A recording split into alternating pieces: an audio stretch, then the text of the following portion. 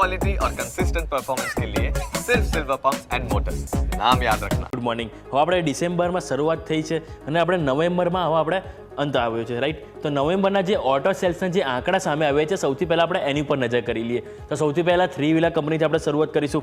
તો આપણે સૌથી પહેલાં 4 વ્હીલરથી કંપનીની વાત કરીએ તો મારુતિ સુઝુકી. તો મારુતિ સુઝુકીના ઓવરઓલ નંબરની વાત કરું તો કુલ એમનું જે સેલ્સ જે 1.64 લાખ યુનિટ હતું, જે 10.4% વધીને 1.81 લાખ યુનિટ આવ્યું છે.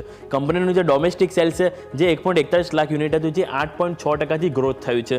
સાથે કંપનીનું જે ડોમેસ્ટિક કાર સેલ્સની વાત કરું તો 5.3% વધ્યું છે અને એમનું જે એક્સપોર્ટ જે 22,950 યુનિટ હતું કે એમાં આપણને 24.8%, એટલે કે ઓલમોસ્ટ 25% ગ્રોથ થઈને 28,633 યુનિટ આવ્યું છે. એટલે કે ઓવરઓલ નંબર કંપનીના સારા આવે છે નવેમ્બરના.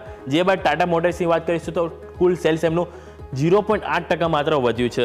જે બાદ એમનું જે ડોમેસ્ટિક સેલ્સની વાત કરું તો એમાં પણ 1%નો જ આપણને અહીંયાથી ગ્રોથ જોવા મળી રહ્યો છે, જે 73,246 યુનિટ આપણને અહીંયાથી જોવા મળી રહ્યું છે.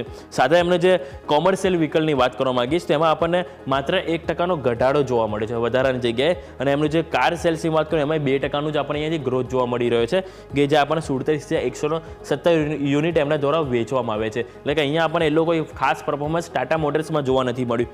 જે બાદ હુન્ડાઈ મોટર્સની વાત કરીશું, હુન્ડાઈ મોટર્સમાં પણ આપણને નિરાશા જોવા મળી છે કે એમને જે કુલ સેલ્સની વાત કરું તો 6.9% ઘટાડો દર્શાવે છે. સામે એમનું જે ડોમેસ્ટિક સેલ્સની વાત કરું ઘરેલું તો એમાં આપણને 49,246 યુનિટ વેચ્યા છે, જેમાં પણ 2.4%નો ઘટાડો થયો છે. સામે કંપનીના એક્સપોર્ટની વાત કરું તો એક્સપોર્ટ 20.5%માં ઘટાડો એટલે કે ડાઉનસાઇડ બતાવે છે, એટલે કે 13,006 યુનિટ જ અહીંયાથી એમણે વેચ્યા છે કમ્પેર ટુ લાસ્ટ યરની કમ્પેરમાં. એટલે કે ઓવર આપણે વાત થઈ મારુતિ, ટાટા મોટર્સ અને હુન્ડાઈ, કે જેમાં મારુતિએ સારું પરફોર્મન્સ કર્યું છે. જે બાદ આપણે આઈસર મોટર્સની વાત કરીશું કે જેમાં રોયલ એનફિલ્ડ તેઓ એમનું જે સેલ્સ છે એ 2% વધીને 82,257 યુનિટની ગાડીઓની અહીંયાથી તેઓ વેચાણ કર્યું છે. સામે બીજું વાત કરીશ તો એમના જે એક્સપોર્ટ છે 5,114 યુનિટ હતા, એની સામે 96% વધ્યા છે, 10,021 યુનિટ. એટલે કે ઓવરઓલ અહીંયા એક્સપોર્ટમાં સારું એવું પરફોર્મન્સ કંપનીએ બતાવ્યું છે. અને સાથે કે કંપનીનું જે એક્સપોર્ટ જે હતું એ વાત કરી. સામે VECV જે એમનું વેચાણ 5,194 યુનિટ હતું, જે 7.3% વધીને 5,574 યુનિટ અહીંયા આપણને જોવા મળી છે કોમર્શિયલ વ્હીકલનું. આ વાતથી આપણે આઈસર મોટર્સની નેક્સ્ટ વાત કરવા માંગીશ તો એસ્કોટ કુબોટા, કે એમનું જે કુલ સેલ્સ છે એમાં 9.4%નું ડાઉનસાઇડ જોવા મળ્યું છે. સામે બીજું એમનું જે ઘરેલું વેચાણ છે એમાં 8.1%નો ઘટાડો થઈને 8,730 યુનિટનું અહીંયાથી વેચાણ જોવા મળી રહ્યું છે. અને સામે એમનું એક્સપોર્ટમાં પણ ઓલમોસ્ટ 40%નું ડાઉનસાઇડ જોવા મળ્યું છે, જે 244 યુનિટ એમના એક્સપોર્ટ થયા છે વ્હીકલ્સ. હવે TVS મોટર્સની વાત કરવા માંગીશ ટુ વ્હીલર્સમાં, કે TVS મોટર્સમાં સારું પરફોર્મન્સ જોવા મળ્યું છે. જેમાં ખાસ કરીને એમનું જો સૌથી પહેલાં સેલ્સની વાત કરીશ તો 3.64 લાખ યુનિટ હતું, જે 10.2% વધીને 4 લાખ યુનિટ અહીંયાથી સેલ્સ કરીએ છે. ટુ વ્હીલર્સના વેચાણની વાત કરીશ 3.52 લાખ યુનિટ વેચ્યા હતા અગાઉ, જેની કમ્પેરમાં 11.5% વધારે વેચ્યા છે અને 3.92 લાખ યુનિટ આ ફેરી તેઓ નવેમ્બરમાં વેચ્યા છે. સામે એમના ઇલેક્ટ્રિક વ્હીકલની વાત કરવા માંગીશ તો એમાં પણ સારું પરફોર્મન્સ જોવા મળ્યું છે, 50%થી પણ વધારે ગ્રોથ જોવા મળે છે અને 26,292 યુનિટનું તે અહીંયાથી સેલ્સ કર્યું છે.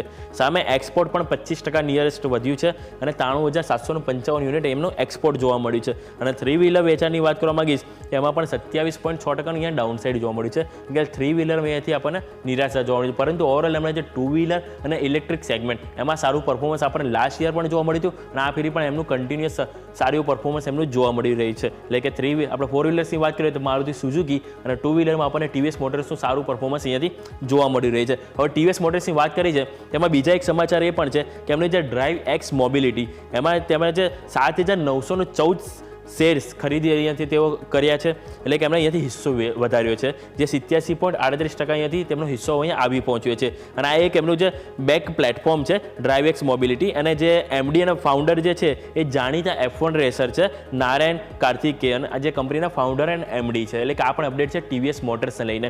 નેક્સ્ટ વાત કરવા માંગીશ તો કોચિન શિપયાર્ડ, કે આપણે જે રક્ષા મંત્રાલય તરફથી કંપનીને કુલ 1,000 કરોડનો ઓર્ડર મળ્યો છે. ઓવરઓલ આપણે જોઈએ તો લાસ્ટ વીક પણ સારો એવો ટ્રેન્ડિંગમાં તો 20% ગેઇનિંગમાં આપણને કોચિન શિપયાર્ડ જોવા મળ્યું હતું. અને આ ફેરી બીજા સમાચાર આવે છે કે 1,000 કરોડનો ઓર્ડર મળ્યો છે અને આ સ્પેસિફિક આપણને જે લાર્જ ઇન્ડિયન નેવલ વેસલ હોય છે એના માટે ઓર્ડર મળ્યો છે. શોર્ટ રિફિટ અને ડ્રાય ડોકિંગ માટે કંપનીને ઓર્ડર મળ્યો છે, જે 5 મહિનામાં અહીંયાથી એમનો જે પ્રોજેક્ટ છે પૂર્ણ કરવાનો રહેશે. આ વાતથી કોચિન શિપયાર્ડ. નેક્સ્ટ કેઈસી ઇન્ટરનેશનલ, કે એમાં સમાચાર છે કે એમને જે ઇન્ટરનેશનલ માર્કેટમાં કંપનીને ઓર્ડર મળ્યો છે અને જે ઓર્ડરની વેલ્યુ છે કુલ 1040 કરોડનો કંપનીનો ઓર્ડર છે. સ્પેસિફિક ટ્રાન્સમિશન, ડિસ્ટ્રીબ્યુશન અને જે ઓવરઓલ જે એનું જે કારોબાર છે T&D એના માટે સ્પેસિફિક કંપનીને અમેરિકા અને બીજા અલગ અલગ દેશોમાં એમને અહીંયાથી ઓર્ડર મળ્યો છે. નેક્સ્ટ વાત કરવા માંગીશ તો ગ્રેવ્સ કોટન. તો ગ્રીવ્સ કોટનના સમાચાર એ છે કે એમના બોર્ડે સ્પેસિફિક જે એમની જે ગ્રીવ્સ ઇલેક્ટ્રિક મોબિલિટી સબસિડિયરી કંપની છે એના IPO માટે અહીંયાથી મંજૂરી આપી દીધી છે. એટલે ગ્રીવ્સ કોટન પણ આજના દિવસે રડા પર રહેશે. અને લાસ્ટ 2 સ્ટોક વાત કરવા માંગીશ કે જેમાં આજે આપણને મોટી બ્લોક ડીલ જોવા મળી શકે છે. પહેલાં સિપ્લા, કે સિપ્લામાં જે બ્લોક ડીલ છે એમાં 1.72% હિસ્સો અહીંયાથી વેચી શકે છે પ્રમોટર. અને જે બ્લોક ડીલની જે સાઇઝ છે આપણને અહીંથી ₹2,000 કરોડ આશરે જોવા મળી શકે છે. અને એની જે ફ્લોર પ્રાઇસની વાત કરું તો આપણને 1442 પ્રતિ શેર આજુબાજુ આપણને એની ફ્લોર પ્રાઇસ આપણને જોવા મળી શકે છે. બીજો જે શેર જેમાં બ્લોક ડીલ જોવા મળી શકે એ છે હોમ ફર્સ્ટ ફાઇનાન્સ.